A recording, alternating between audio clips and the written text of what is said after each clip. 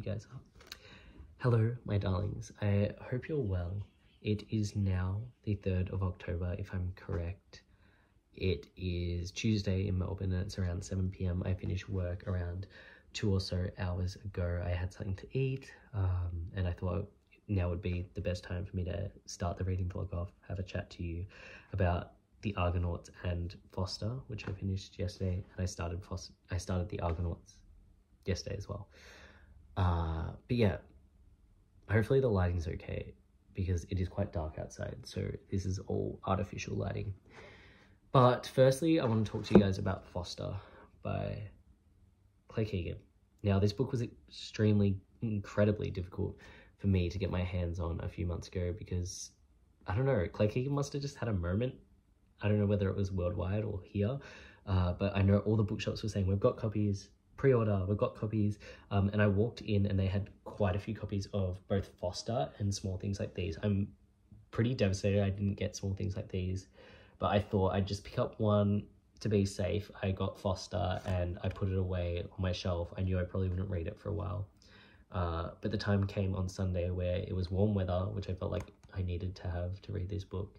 And I demolished this book. I ate it up. My dad also read it today and he is equally as enamored with it. But yeah, what is Foster? If you don't know what it's about, this is set in rural Ireland in the summer, and it follows a young Irish girl who is sent away to live with distant relatives on a farm, on a property quite far away from her own home. And she's sent because her family is dealing with chaos. They're impoverished, they're having yet another child who they can't afford. So they think, let's palm off this poor girl to live with basically strangers and see what happens. And you can just imagine for a young child how incredibly scary this is. But yeah, I don't want to give too much away because I feel like the less you know, the better.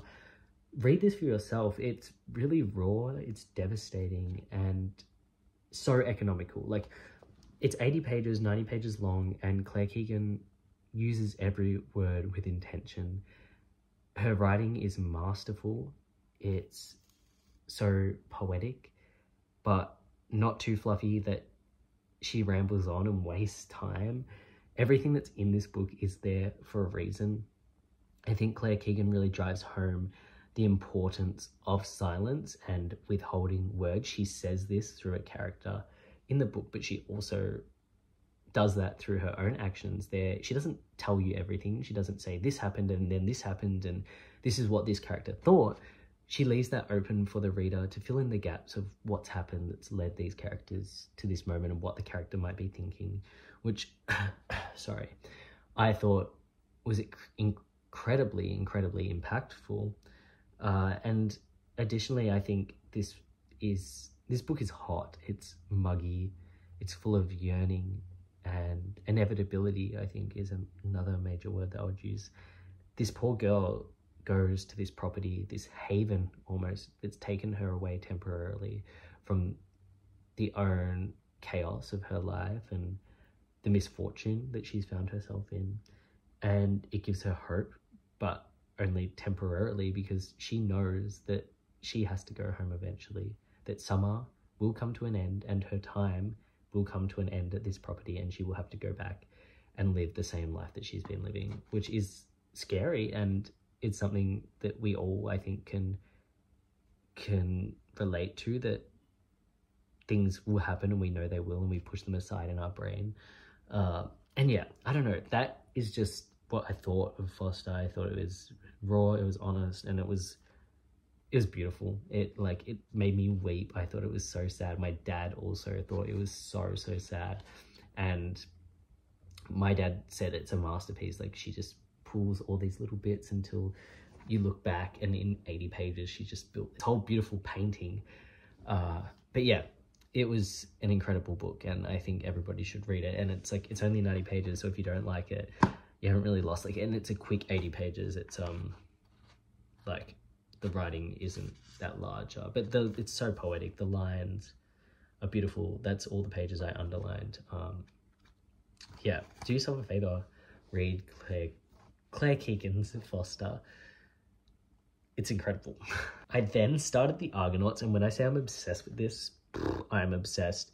I think I've been longing to read this for a really long time, so when I got it on Saturday, and it's Tuesday now, and I had to start on Monday, even though I have like a whole pile of books I need to read there.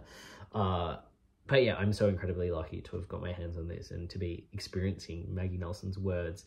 I think in the first... Oh, well, what's it about first? This is a memoir from Maggie Nelson's perspective about Maggie Nelson's life and all the things that have impacted her, from like feminism to motherhood to queerness. And it's just so eloquent. She uses her words so precisely and with such intention, in a similar way to Claire Keegan's Foster.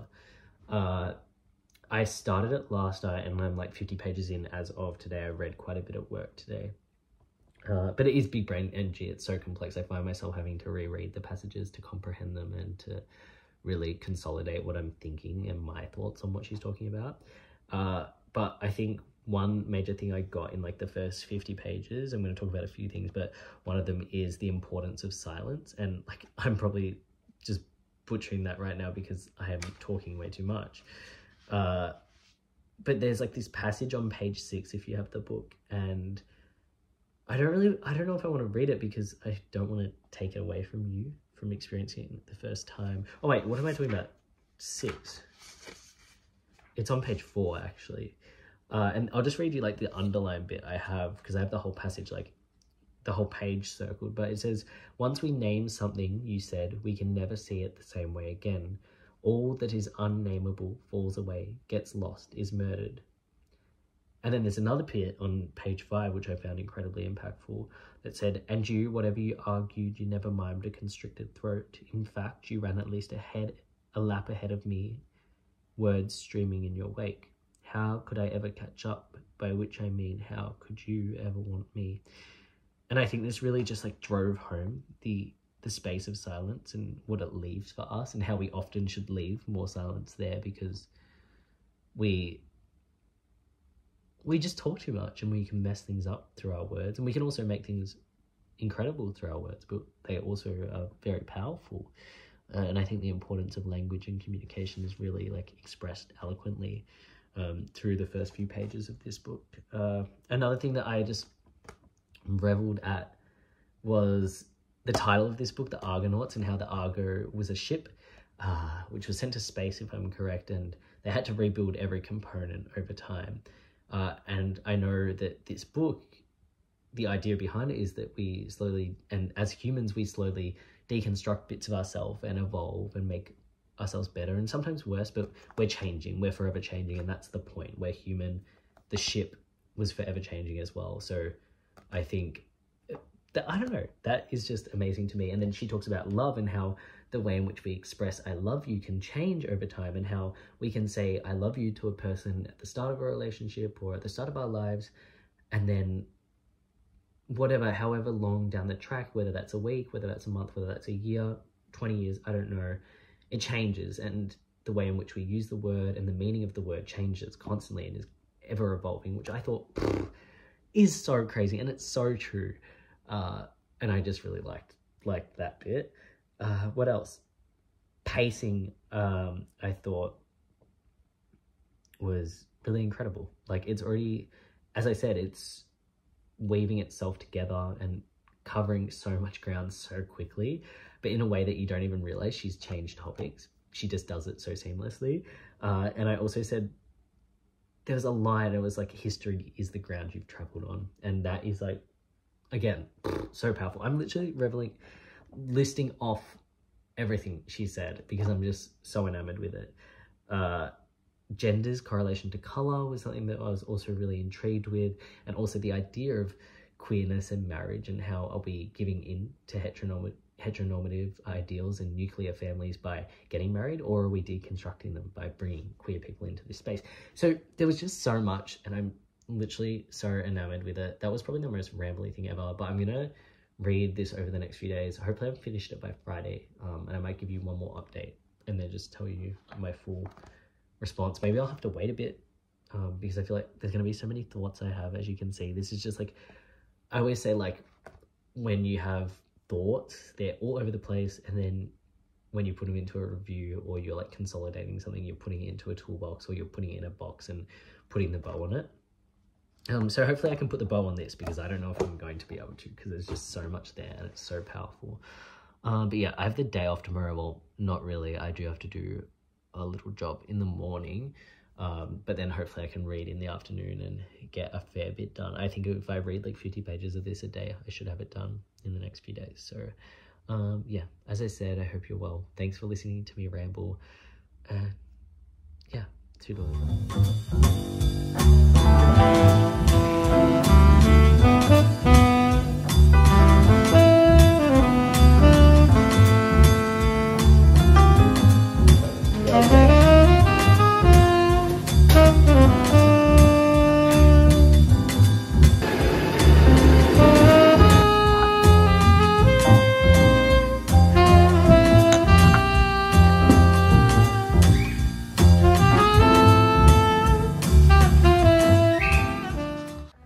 Hey guys, how are you going? It is Saturday now, and I'm going to see A Little Life today, the stage show, but in film, because we didn't get the stage show yet. So it's playing at the cinema. We booked it a while ago. I'm really excited. We're gonna get some brunch, drive down to Melbourne. It's gonna be really nice. If you haven't read A Little Life, then you've probably done the right thing, but we read it a few years ago and we love it. So yeah, we're probably gonna cry, but that's what we're gonna do today. And I just finished the Argonauts, which I'll have to talk to you guys about later because I don't have much time now, and I've got to like consolidate what I thought, but it was really good and I really enjoyed it. And yeah, I had it over some coffee, which is the best way to finish a book. So yeah, but here's my outfit. I've just got my little butter hat, little hand-knit scarf by my mum. I got this from the op shop. It's a little like fisherman sweater, just some old jeans, and the Birks, the Boston clogs. So yeah, hope you have a good day. I'm going to film as much as I can, and see you soon. You excited, Jimmy? You got your tissues? Oh, is your glove? Yeah. I'm super excited, guys. It's going to be so much fun. Such a happy film.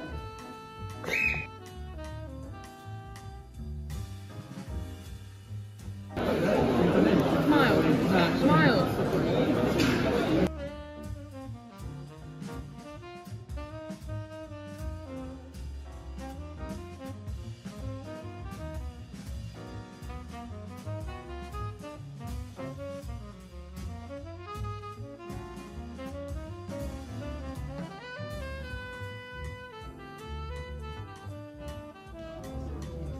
Don't. It's copies of the same book in the same house. Most kids don't get it.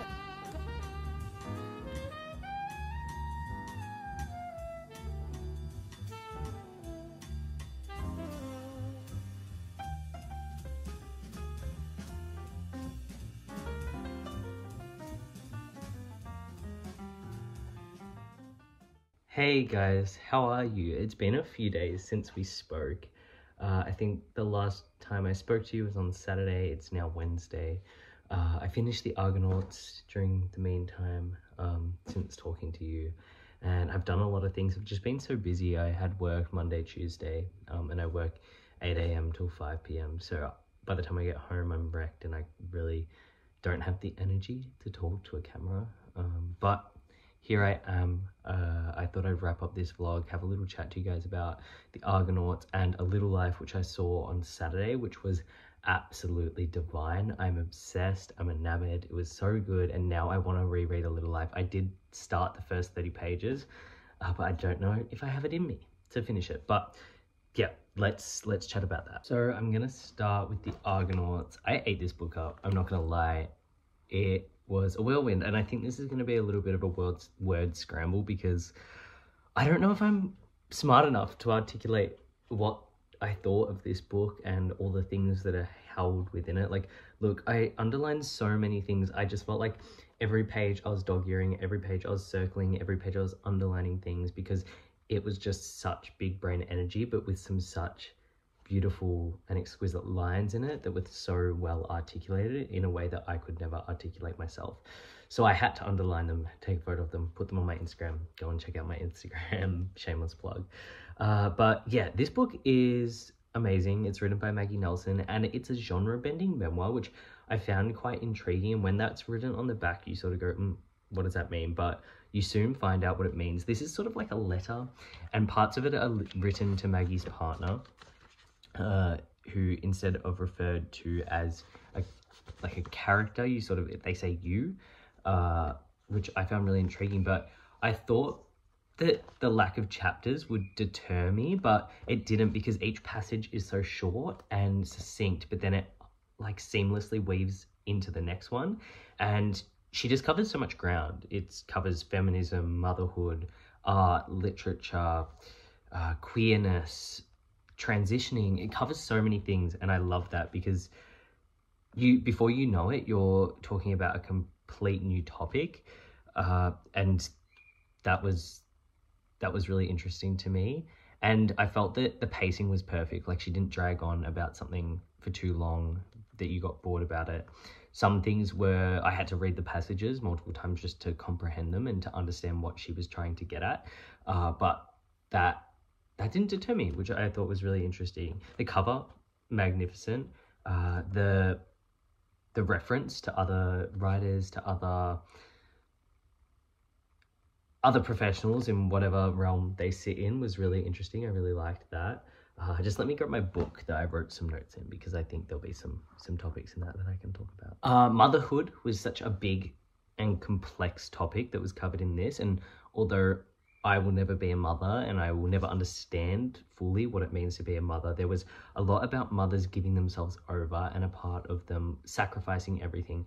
And I thought that was really interesting, because we see it all the time, and whether or not that's a good or a bad thing is a whole nother discussion. But Maggie Nelson touches on it, and she does so eloquently, and relates it to not only her own life, but her own mother's life, and her relationship with her mother, and Harry's relationship with their mother, which I thought was very, very interesting. Also, Maggie Nelson's relationship with their partner throughout their transition, and also the vulnerability in writing, and how we often, as writers, share ourselves with our partners through our texts, and we ask them for their feedback.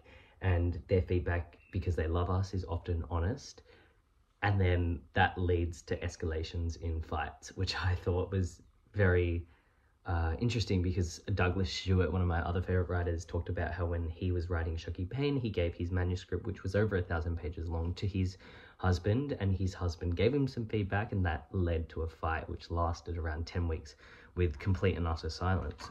So I think as writers, that's really interesting, is when we share ourselves with the world, or more so when we share ourselves with our closest people, how it can hurt when they're trying to help us.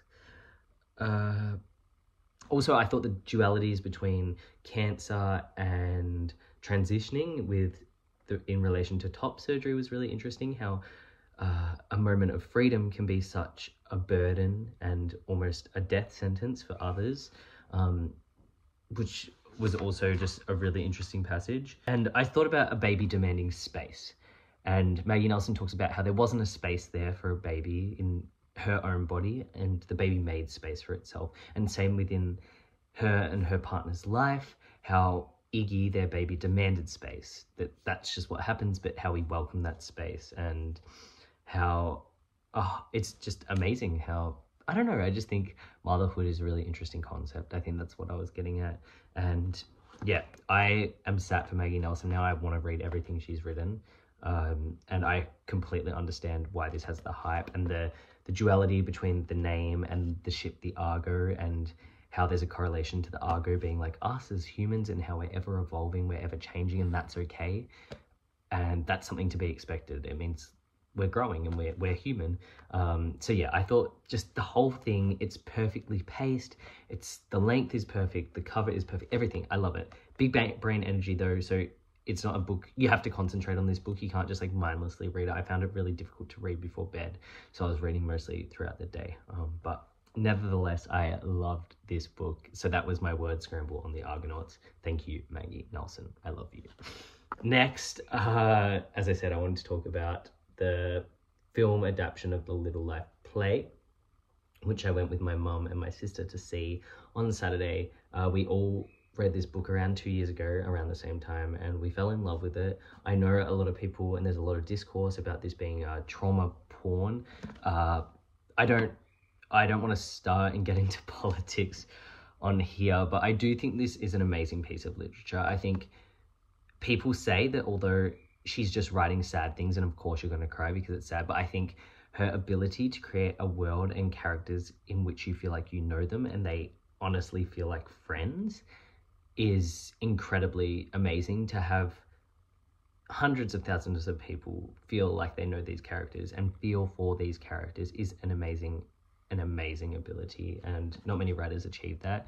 And like the first 200 pages of this is no plot. It's you just get to know these characters so she can slowly destroy them and make you utterly devastated. There's a lot of discourse in this about queer relationships, and I know a lot of people don't like reading books that aren't by queer authors that are written about queer people, but I don't know, I think Hanyana Gahara did an amazing job of this book from when I read it, although I forgot pretty much all of it, and that's why I wanted to reread it. But I've read like the first 30 pages, like I got up to there, and I don't know, I just don't know if I need to read it yet. Like I watched the play, I watched the film, and I think that's enough A Little Life for me, so I think I might just move on to, it's not really my reading taste at the moment either, so it's just not where I'm sitting, so I don't think I'm going to finish this. I think it was sort of a whim through like the excitement and the motivation of watching the screenplay. However, the play, we booked tickets a few months ago, so the notion behind this is that A Little Life is too traumatic in Hanyana Gahara's perspective to ever be turned into a film that can be put on the internet. So the play, which was adapted by a Dutch filmmaker, I can't quite remember their name, bought the rights to A Little Life and turned it into a play, and it's their adaptation of it. So they filmed this, and I thought it was going to be filmed from just one angle, but it's filmed more like a movie from multiple angles, and yeah, it just follows A Little Life and its story. And the actors in it, James Norton did a phenomenal job, I think, portraying Jude. There was, of course, parts that were missed in the play, but I think that's inevitable because this book is so large and dense with so many complex themes that things had to be sacrificed. And so, like in any book to film translation, that will happen.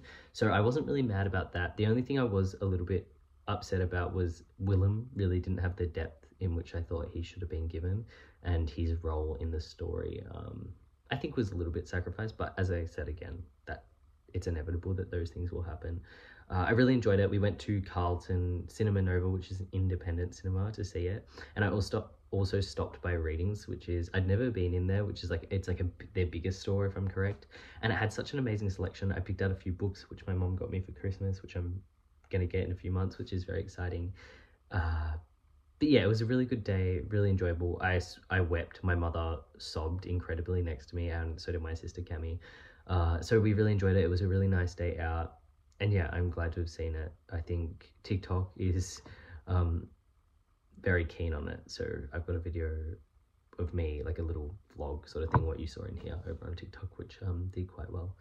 So yeah, that's about it for my thoughts. I think I'll wrap up the reading vlog here. I'm going to start a new reading vlog today, or a new vlog today for the next week or so. See what I read. I might get on to Mary Oliver's devotions. I'm currently listening to The Brink for my book club. Join my book club, it's on Discord. And yeah, check out all my other things, my Instagram, I'm always updating on there, always updating on TikTok. And thank you guys so much for being so kind and welcoming here. I'm really enjoying BookTube. I'm loving this longer format content. I think this video will probably be like 20 minutes long or something, which is outrageous to think about. But yeah, thank you guys so much for your warm hugs and welcome. I really appreciate it. So, toodaloo. Thanks.